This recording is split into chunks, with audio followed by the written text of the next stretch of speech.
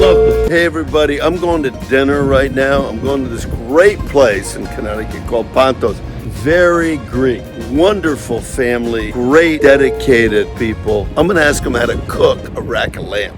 They know the best. Here's this wonderful, beautiful lady, Pita. You guys are all the way Greek, 100%. Could you give us what your recipe is for a rack of lamb? We chop the lamb chops, we put fresh oregano on top, put them on the grill, salt, pepper, and then Greek oregano after the fact. No olive oil. Oh, really simple. All right, cool. So this is a Cab Merlot blend, imported from Greece. And do Kim and I love this all the time? We do. This is our favorite wine. We love it. We have our wine, okay.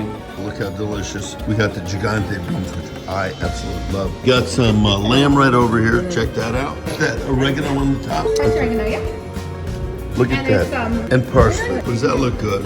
We also got the grilled octopus right there. Kim and I love it. I'm happy. Done. Gigante beans.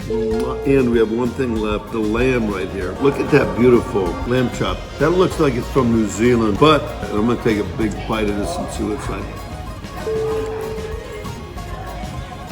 Parsley gives it a jump. A lot of flavor from the oregano. Wow. I love these. See that? Doing it on the grill, very thin and they cook quick. And I'm gonna get our rancher on the phone. I wanna find out why these New Zealand lamb chops are so good. Because I love them. Cheers. Unbelievable, It right? was delicious. We loved it. The only problem where I was eating, I make a mess, right, Kim? Yes, and she's got a shirt too. So you did good. We want everybody to come to Pontos in Norwalk. This is the best Greek food.